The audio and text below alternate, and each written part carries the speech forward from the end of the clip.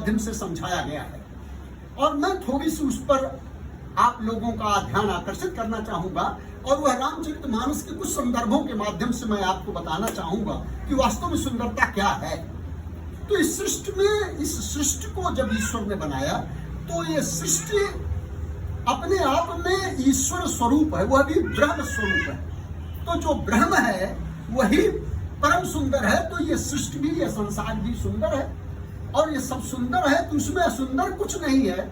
और जब कुछ असुंदर नहीं है तो हमारे अंदर ये भेदभाव कहां से आना चाहिए, और ऐसी स्थिति में हमें किस सुंदरता को अपने जीवन में रखना आवश्यक है, ये बड़ा महत्वपूर्ण है। अब इस संदर्भ में जब हम चर्चा करते हैं तो आप सभी हनुमान चालीसा कहते हैं, तो हनुमान जी का वर्ण यद्यपि वो एक पशु योनि में है, बंदर के रूप में है, लेकिन उनके स्वरूप को हम लोग पढ़ते हैं कि कंचन वर्ण विराज सुवेशा कानन कुंडल कुंचित केशा। उनका कंचन वर्ण है, उनकी सुंदरता को का कोई वर्णन नहीं किया जा सकता है। और इसीलिए उनकी जब आराधना करते हैं, उनका श्लोक है अतुलित बलधामम हेम शैलाभदेहम तनुजवन कृशानुम ज्ञानी नाम ग्रगणियम। वो स्वर्ण के पर्वत के समान कांतियुक्त और सुंदर है। अब ये हनुमान जी रामायण के अंतर्गत आप देखिए कांड बने हुए हैं। तो जैसे बाल कांड है जिसमें भगवान राम के बालपन का वर्णन है, फिर अयोध्या कांड है, फिर अरण्य कांड है जिसमें जंगल वनवास जाते हैं उसका वर्णन है, और फिर किष्किंधा कांड है, वो किस तरह से जंगल में रहते हैं इसका वर्णन है, लंका कांड है तो लंका में जो युद्ध हुआ उसका वर्णन है। किंतु उसमें एक कांड ऐसा भी है जिसे कहते हैं सुंदर कांड। अब वो उसका नाम सुंदर कांड कह दिया गया, यद्यपि उसका नाम हनुमान कांड भी हो सकता था, क्योंकि हनुमान जी स्वयं सुंदर है और हनुमान जी ने ही की सारे वर्णन उसके अंतर्गत है। किंतु वाल्मीकि ने भी उसे सुंदर कांड कहा, रामचरितमानस में भी संत तुलसीदास जी ने उसे सुंदर कांड कहा। और वास्तव में सुंदर क्या है उसके अंदर, जबकि वह सब पूर्ण लंका का वर्णन है। तो हनुमान जी जब लंका की तरफ जाते हैं तो लंका को जब देखते हैं तो उसमें संत तुलसीदास जी लिखते हैं कि गिरि पर चढ़ लंका कपि देखी कहीं न जाई यति दुर्ग विषयी। लंका जो इतनी सुंदर है उसका वर्णन नहीं किया जा सकता है। और जो छंद लिखते हैं कि कनक कोट विचित्र मन कृत सुंदरायतना घना, वो कनक कोट है और इतना सुंदर है कि उसका कोई वर्णन नहीं किया जा सकता है। और लंका भी सुंदर है, लंका सुंदर होते हुए भी लंका को जला दिया जाता है। अब ये परिस्थिति है कि क्या है जीवन में सुंदरता क्या है। और जब हम वहीं पर अन्य प्रदेशों का वर्णन भी जब देखते हैं तो हम जब महाराजा जनक के जनकपुर को देखते हैं तो जनकपुर का भी वर्णन इसी ढंग से रामचरितमानस में कर दिया गया है कि वह भी बड़ा सुंदर है। बनैन बरनत नगर निकाई जहीं जाहि मन तहीं लोभाई। नगर का वर्णन करना बड़ा मुश्किल है क्योंकि जहां जाइए वहीं ही मन ललचा जा रहा है। ऐसा सुंदर जनकपुर भी सुंदर है और लंका भी सुंदर है, हनुमान जी सुंदर हैं और इस सृष्टि में सब कुछ सुंदर है। फिर वह सुंदरता क्या है जिस सुंदरता के प्रति हम आकृष्ट हो, उस सुंदरता को हम अपने जीवन में ले आए, वो कौन सी सुंदरता होनी चाहिए।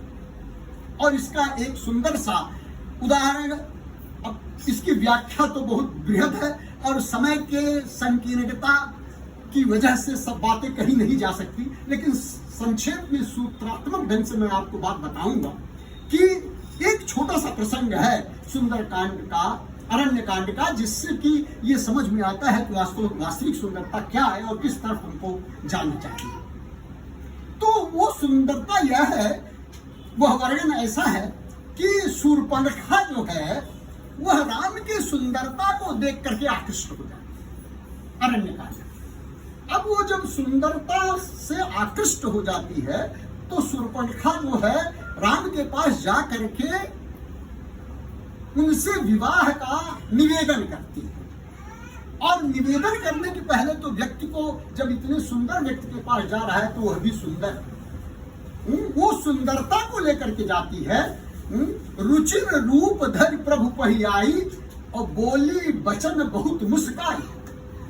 वो आते हैं राम को देख करके। वैसे राम शब्द जो है रमनते इति राम, जो रमन करता है, जो सुंदरता का प्रतीक है, जिसको देखने के बाद हम अचंभित हो जाते हैं, वह राम है। राम अलौकिक सुंदरता के प्रतीक हैं और इसलिए वो कहते हैं कि ये जो आपकी सुंदरता है हमने देखा, और उनसे यह निवेदन करते हैं कि देखिए आप जैसी सुंदरता मैंने कहीं देखी नहीं, और मैंने भी अपनी सुंदरता को देखा, तो मेरी सुंदरता के अनुकूल इस सृष्टि में तीनों लोक में कोई सुंदर नहीं है।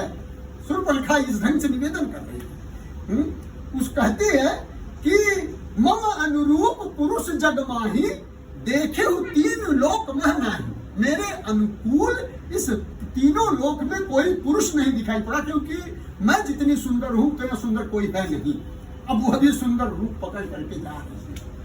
प्रश्न यह है कि अब यह सुंदरता क्या है? यह लंका की सुंदरता होकर के आ रही है। तो लंका में भी सुंदरता है, लंका स्वयं सुंदर है। लंका का राजा रावण है, वह स्वयं सुंदर है, और सुंदर ही नहीं, शरीर से ही नहीं है, वो सहित प्राण का जल गिर गए जैसा। ऐसा कहा गया है रामचरितमानस में कि जैसे काजल का पहाड़ हो, यद्यपि वह काला है लेकिन उसकी सुंदरता अद्वितीय है, उसका वर्णन नहीं किया जा सकता। ऐसा सुंदर रावण है। और उसकी बहन जो है शूर्पणखा है, वह भी सुंदर रूप पकड़ करके जा रही है। और हमारे जीवन का भी वास्तव में देखिए तो यही है, हम तो सुंदर बन करके ही जाते हैं, कहीं भी जाते हैं। हम ऊपर से जब कोई देखना चाहे तो हमारी तरफ आकृष्ट हो, यही तो हम चाहते हैं। हमारी आंतरिक सुंदरता चाहे क्या हो, हम अपने मन में चाहे कैसे भी हो, लेकिन लोगों के सामने जब हम अपने आप को प्रस्तुत करते हैं तो बताने का यही प्रयास रहता है कि हम शरीर से भी सुंदर हैं, हम मन से भी सुंदर हैं, हम चरित्र से भी सुंदर हैं, हम क्रियाकलापों से सुंदर हैं, और इस तरह से हम अपने आप को प्रस्तुत करते हैं। और शूर्पणखा इसी ढंग से जब प्रस्तुत करती है, अब ये जो है, ये लंका की सुंदरता क्या है? वो देह नगर की सुंदरता। वहां देह है, सब लोग अपनी अपनी देह के प्रति सुंदरता का आकलन करते हैं। और उसको, उसके निवेदन को सुन करके भगवान राम एक ही शब्द बोलते हैं। वो कुछ कहते नहीं, वो केवल सीता की तरफ देखते हैं। और सीता की तरफ देखने के बाद और फिर क्या कहते हैं? कहते हैं कि सीतई चितई कही कही बाता।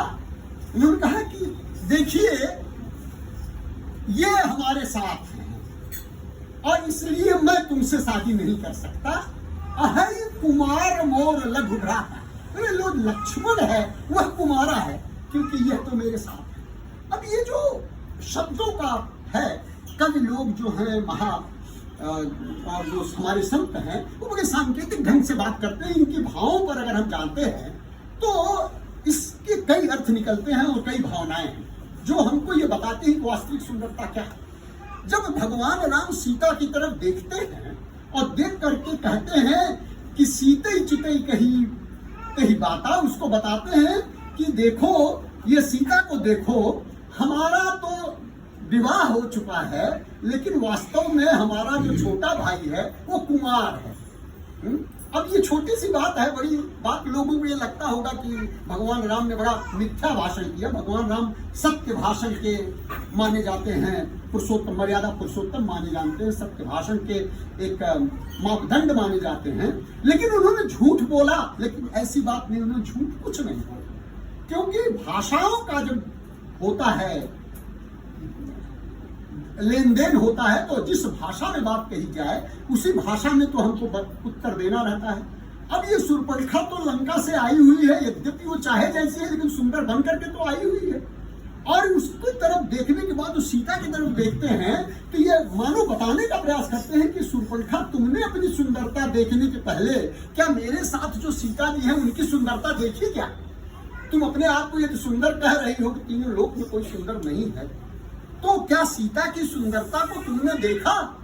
और यदि सीता की सुंदरता को देखी होती, समझी होती, तो शायद तुम यह बात न कहती। लेकिन फिर भी तुम कह रही हो तो हो सकता है कि इसमें कोई तथ्य हो, लेकिन यह भी बात है कि सीता जी मेरे साथ हैं, तो मैं ये नहीं कह सकता हूं कि मैं कुंवारा हूं। लेकिन लक्ष्मण जी यद्यप शादीशुदा है, लेकिन यहाँ तो उनकी औरत है नहीं, इसलिए वो कह सकते हैं कि कुंवार है। शूर्पणखा भी कुंवारी नहीं थी, उसकी भी शादी हो चुकी थी, लेकिन उसके पति को, उसका पति विद्युजीव था जिसको रावण ने मारा। तो हम अपने जीवन की कितनी अंतर मन में अपने चरित्र को, अपने मन की कुटिलता को कैसे दबा करके और सामने सुंदरता का प्रतिसार करते हैं और किस ढंग से उसको प्रस्तुत करते हैं, ये बड़ा महत्वपूर्ण है। और लंका की सुंदरता यही है। लंका मतलब हमारी प्रवृत्ति है। मोह कसमोल तदभ्रात अहंकार पाकार जात विश्रामहारी वपुष ब्रह्मांड सुप्रभृति लंका दुर्ग रचित मनमय धनुज रूपधारी। ये संपूर्ण सृष्टि ही लंका ही है। हम क्या कर रहे हैं? हमारी सुंदरता शूर्पणखा की ही तो सुंदरता है। और वास्तव में जब हम रावण को देखते हैं तो क्या रावण कम सुंदर होकर के आया? सीता के सामने जब वह आया तो वो साधु का वेश बना के, एक चरित्रवान साधु के वेश में आया। दिखता वही है कि वह एक साधु है। हम भी यही करते हैं। ये जो दैहिक जीवन है, ये जो सांसारिक जीवन है, इसमें इसी ढंग की बनावट जो है हमारे अंदर आती रहती है। और यही बन करके वो आता है जिससे कि वो सीता को लेकर के जाता है। और इतना ही नहीं, हर व्यक्ति वही कर रहा है लंका से। वहां पर मारीच भी जो आता है तो वह सुंदर मृग के रूप में ही आता है, और उसको देख करके सीता भी मोहित होती है। सीता परम रुचिर मृग देखा, बड़ा सुंदर ही मृग देखा। सीता जो है बड़ी आकृष्ट हो जाती हैं और राम से कहती है कि प्रभु ये बड़ा सुंदर मृग है। भगवान राम भी कहते हैं चलो ठीक है। अब सीता जी कहाँ की सुंदरता है? सीता जी तो जनकपुर से आई है, और जनकपुर को क्या कहा गया? वो विदेह नगर है, कहा गया विदेह नगर है। और लंका जो है वो देह नगर है। ये सांसारिक जीवन जो है वो लंका का जीवन है, हम लोगों का जीवन लंका का जीवन है। हम लोग सब ऐसे बनते रहते हैं, लोगों के सामने आने में बनते रहते हैं, और हमारे अंदर क्या है तो मैं ही जानता हूँ, हम जानते हैं। इसलिए स्वामी एक बात कहते हैं कि हमारा जो मुख्य जीवन का तत्व है वह क्या है? वो कहा गया सेल्फ रियलाइजेशन। हु एम आई, मैं हूं क्या, और मैं क्या हूं, इसमें तीन चीज छिपी हुई है। स्वामी कहते हैं कि पहली चीज कि मैं अपने बारे में क्या समझता हूं, मेरा अपना आकलन क्या है। दूसरा क्या है कि सामने वाला हमको क्या समझता है, दूसरे आकलन क्या है। तो मैं डॉक्टर हूं, मैं एक आदमी हूं, मैं मानव हूं, मैं एक जाति का हूं, एक धर्म का हूं, एक वर्ण का हूं। ये हमारा अपना आकलन है। सामने वाला हमको क्या समझता है वो उसका आकलन।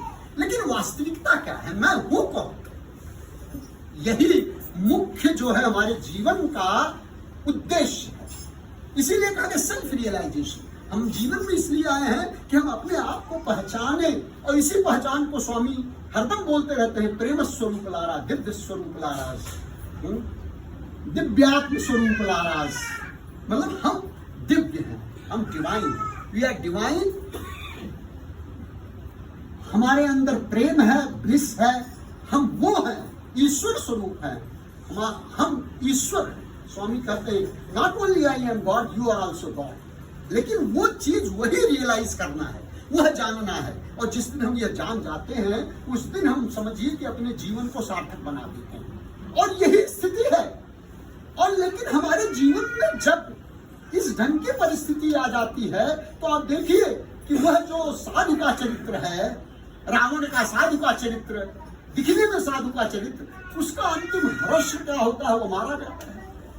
मारीच है वो सुंदर बन करके वो मारा जाता है, और शूर्पणखा सुंदर बन के आई, अंततः उसकी नाक कान कट जाती है, विद्रूप हो जाती है, उसकी सुंदरता समाप्त हो जाती है। जीवन में इस ढंग के आते हैं। हम अपने आप को कितना भी बनाते हैं, लेकिन हमारे अंतःकरण की जो सुंदरता है, वो जब सुंदरता नहीं रहती, जो स्वयं रूप से प्रस्फुटित होती हो, तो वह कभी न कभी हमको विद्रूप कर देती है। और यही स्थिति है कि जीवन में ये जो सुंदर लंका है, हनुमान जी ने कहा कि सुंदर लंका है, गिर पर चढ़ लंका कभी देखी कहीं न जाए ये तो दुर्गभिषेकी।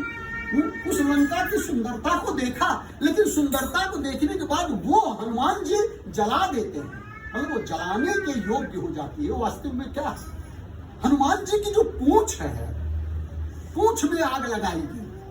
और पूंछ जो है एक बड़ा सुंदर, एक बड़ा चुटकुला प्रश्न जो है एक कवि ने किया कि वास्तव में क्या हुआ कि ये जो पूंछ है हनुमान जी की, तो पूंछ में तेल लगाया गया, घी लगाई गई और फिर आग लगा दी गई।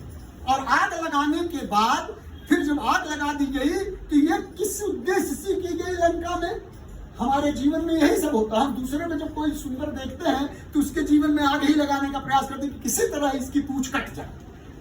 पूंछ मतलब क्या होता है? पूंछ शब्द श्लेष, आप जो साहित्य जानते हो श्लेष अलंकार है पूंछ। हम कहते हैं भाई इनकी बड़ी पूंछ है, मतलब जो बड़ा समृद्धशाली ऐश्वर्य है, जो बहुत प्रतिभा संपन्न है, उसे कहते हैं उसकी पूंछ है, वो पूंछ वाला है। और एक पूंछ है हनुमान जी की पूंछ है। बस रावण को यही लगा कि इसकी पूंछ जो है ये बड़ी तगड़ी है, ये अपनी पूंछ पर बड़ा अभिमान है इसको। ये जब देखो अपनी पूंछ पर ही वो करता है और हमारे बराबर पर नहीं बैठ सका तो पूंछ को घुमा करके और वैसा बना करके सिंहासन हमारे सामने बैठ गया, मतलब ये अपने आप को अपनी पूंछ पर बड़ा गर्व रखता है, तो इसकी पूंछ को जला दो। हमारे जीवन में यही सब तो होता रहता है। हम कभी भी किसी की को देखते हैं तो इसी ढंग का प्रयास करते हैं और उस कहता है कि इस पूंछ को जला दो, और उस पूंछ को जलाने का सारा प्रयास किया जाता है और पूंछ को जला दी गई। और जलाने के बाद और फिर हनुमान जी ने तो खाली कुछ नहीं किया, वो उछल कूद किए और लंका जल गई। तो एक व्यक्ति पूछा भाई लंका जल गई, लेकिन जिस पूंछ को जलाने का प्रयास किया उसका क्या हुआ? तो बोले उसका ये हुआ कि उसका तो एक बाल भी नहीं जला। बोले क्या बात थी, इसके अंदर क्या था? बोले ये एक बड़ा सुंदर शब्द है, रामचरितमानस में बड़ा सुंदर शब्द का उपयोग किया गया है। लोगों ने पूछा कि भाई ये क्या है, ये क्यों ऐसा हुआ? बोले कि भाई ये है पावक। पावक होता है अग्नि। तो वहां पर एक शब्द इस्तेमाल किया गया, पावक जरत देखी हनुमंता भय सो अति लघु रूप तुरंता। वो पावक जब जलने लगी, आग जब जलने लगी, तो वो पावक से वो छोटे हो गए और उठ करके और लंका को जलाने लगते। तो बोले पावक में ऐसा क्या था, ऐसा अग्नि का क्या था कि जो लंका को तो जला दिया लेकिन हनुमान जी की पूंछ को नहीं जलाया? तो संत ने एक बात कही कि ये इसका कारण यह है क्योंकि उस पावक में सीता जी भी विद्यमान थी। एक कहानी थी अरण्यकांड की कि जब सीता जी का हरण होने वाला था तो लक्ष्मण को भगवान राम ने भेज दिया कंदमूल फल ले आने के लिए, और सीता से मिलकर के योजना बनाई और उन्होंने कहा कि देखिए जब तक मैं अब निश्चर का नाश करूंगा, इसलिए आप पावक में, आप अग्नि में बिना विराजमान हो जाइए और अपनी जैसी सीता को बना दीजिए। और वह सीता जो है वहां राम के साथ थी, जिसका कि राम हरण करके लेकर गया। तो ऐसी सीता थी, वो पावक में थी। वो पावक में रह करके वो सीता जो है वो भगवान की जो भक्ति रूपी सीता है वो शीतलता प्रदान कर रही थी, जो अपने भक्त को की पूंछ को नहीं जलाने दी। लेकिन अन्य क्या चीज है जो पावक के अंदर था, जो रावण की लंका को जला दिया? तो वो एक तुलसीदास जी ने चौपाई लिख दी, उस बात को समझिए कि जो अपमान भगत कर करई राम रोष पावक सो जरई। कि जो भक्त का अपमान करता है, ईश्वर के भक्त का जो अपमान करता है, वह राम के रोष रूपी अग्नि से जल जाता है। मतलब उस पावक में ईश्वर का रोष है। जो भक्त के प्रतिकूल रहता है, जो भक्त नहीं होता है, उसके लिए वह पावक जो है में ईश्वर का रोष है। और वह जो भक्त होता है उसके लिए सीता की भक्ति रूपी शीतलता है, और यह जो भक्त की शीतलता है वही उनकी पूंछ को रोक देती है, नहीं जलने देती है। इसलिए ये बड़ा महत्वपूर्ण है कि भगवान राम ने जब सीता की तरफ कहा भाई ये देखो क्या सुंदरता है, तो बोलिए विदेह नगर की सुंदरता है। यहाँ देह नहीं विदेह नगर की सुंदरता है, साक्षात भक्ति देवी है। और ये जो भक्ति देवी की सुंदरता है वही जीवन में जब आ जाती है तो व्यक्ति अपने जीवन को सुंदर बना लेता है। और इसलिए एक बात कह दी गई कि सुंदरता क्या है। उन्होंने कहा कि सोई पावन सोई सुभग शरीरा और जो तन पाई भजी रघुबीरा। वही सुंदर शरीर है, सोई वही सुंदर पवित्र शरीर है जो इस शरीर को प्राप्त करके ईश्वर का भजन करता हो, मानो भक्ति देवी को अपने जीवन में लाता है और उस भक्ति देवी के माध्यम से राम को प्राप्त करता है। हमारे जीवन में यही है, हमारी विडंबना यही, रावण की विडंबना यही है कि वह भक्ति देवी सीता को तो प्राप्त करना चाहता है लेकिन राम को नहीं प्राप्त करना चाहता। ये जो है दैहिक सुंदरता। और विदेह नगर में क्या है, विदेह नगर की जो बच्चियां हैं, जो सीता की सखियां हैं, वो राम को देख करके वह भी मोहित होती है। लेकिन कोई सखी नहीं कहती है कि भाई राम हमसे शादी करें। सबका कहना यह है कि ये सीता से ही शादी करें। बोले भाई इसमें तुम्हारा क्या फायदा है? बोले कि ये फायदा है कि सीता से जब शादी करेंगे तो कम से कम इसी बहाने जनक जो है राम को बुलाएंगे यहाँ, और जब राम यहाँ आएंगे तो उनकी सुंदरता को देख करके हम अपने जीवन को कृतकृत्य करेंगे। मानो जीवन की सार्थकता है कि भक्ति को हम भक्ति के माध्यम से ईश्वर को प्राप्त करने का प्रयास करें। शूर्पणखा भी गलत क्या कर रही है? राम को प्राप्त करना चाहती, ईश्वर को प्राप्त करना चाहती, गलत क्या? किंतु वह भी सीता को नहीं चाहते हुए राम को चाहती है। आप जीवन में ईश्वर को तब नहीं प्राप्त कर सकते हैं यदि आप भक्ति से परे। तो जीवन का सबसे बड़ा उद्देश्य है कि आप अपने जीवन में भक्ति को लाएं और वह भक्ति जो हमें ईश्वर से जोड़, और वही सुंदरता हो जाती है। तब हमारा जीवन सुंदर हो जाता है। इसलिए चाहे हम कितने भी सुंदर क्यों न हो, उसका कोई मतलब नहीं है। और इसलिए कवितावली में संत तुलसीदास ने एक बात लिखी है कि काम से रूप प्रताप दिनेश से सोम से शील गणेश से माने। आप कामदेव से सुंदर जैसे शरीर वाले हो, काम से रूप प्रताप दिनेश से, और आपका प्रताप, आपका की प्रसिद्धि, आपका वैभव ऐश्वर्य सूर्य के समान। काम से रूप प्रताप दिनेश से सोम से शील, और विनय विनम्रता शीलता चंद्रमा के समान। सोम से शील गणेश से माने, आपका सम्मान गणेश भगवान से भी जैसा हो। तो काम से रूप प्रताप दिनेश से सोम से शील गणेश से माने, हरिचंद्र से साचे। आपके अंदर इतना बड़ा सत्यनिष्ठा व्रत हो कि हरिश्चंद्र के भी बराबर उससे ऊपर हो, उनको भी आप मात दे दें। हरिचंद्र से साचे भले विधि से। लोग कहते हैं कि आप ब्रह्मा से भी बड़े हो गए हैं, तो ब्रह्मा से भी बड़ा हो। हरिचंद्र से साचे बड़े विधि से, भवा से महित विषय सुख सानी। आप इंद्र से बड़े राजा हो और विषय भोगों में लिप्त हो। सुख से मुनि सारद से बटता। सुखदेव से बड़े मुनि हो, विष्णु। सुखदेव से सुख से मुनि सारद से वक्ता, और सरस्वती से बड़े बड़े वाणी और ज्ञान के प्रतीक हो। सो सुख से मुनि सारद से वक्ता, चिर जीवन लोमस ते अधिकाने। और आपका दीर्घायु, आपकी आयु इतनी बड़ी हो कि लोमस ऋषि जो है चिरंजीव थे, उतना उससे भी ज्यादा आपका चिरजीवन हो। चिरजीवन लोमस ते अधिकाने, ऐसे भयो तो कहा तुलसी। तुलसीदास जी ने कहा अगर ऐसा भी है तो क्या हुआ, कुछ नहीं है। ऐसे भयो तो कहा तुलसी, जो पर राजीव लोचन राम न जाने। वह जिसके अंदर ईश्वर के प्रति आस्था नहीं है, ये सब कुछ नहीं है। और उसको एक ही चौपाई में कह दिया गया है कि सो सब कर्म धर्म जल जाओ। वह कर्म और वह धर्म, सारे धर्म और सारे कर्म क्या होते हैं, जला देने योग्य। सो सब कर्म धर्म जल जाओ, जय न राम पद पंकज हाउ। जिसके मन में, जिसके द्वारा हमारे अंदर ईश्वर के प्रति आस्था न हो, ईश्वर के प्रति प्रेम न उत्पन्न हो, हमारे अंदर वो भक्ति न हो जिससे हम ईश्वर को प्रेम करें, वह सारी चीजें वैसे ही हैं जैसे व्यक्ति का एक सुंदर व्यक्ति है, और सुंदर व्यक्ति है वो प्राण में है, लेकिन जब उसके प्राण निकल गए तो वह हो जाता है शव। और कितना ही सुंदर क्यों न हो, अगर शव आपके घर में हो गया तो आपके सबसे प्रेम करने वाले जो बहुत ज्यादा उससे नजदीक रहते हैं वो भी कहते हैं कि बड़ा टाइम हो रहा है, जल्दी इनको निकालो घर से, अब इनको ले जाके जलाओ, नहीं तो यहाँ सब चलने लगे। तो जीवन की सुंदरता यह है कि जब तक वो प्राण है, मानो जीवन में जब तक भक्ति नहीं आती है तब तक हम जीवन में सुंदरता प्राप्त नहीं करते हैं, और तब तक हम अपने जीवन को सार्थक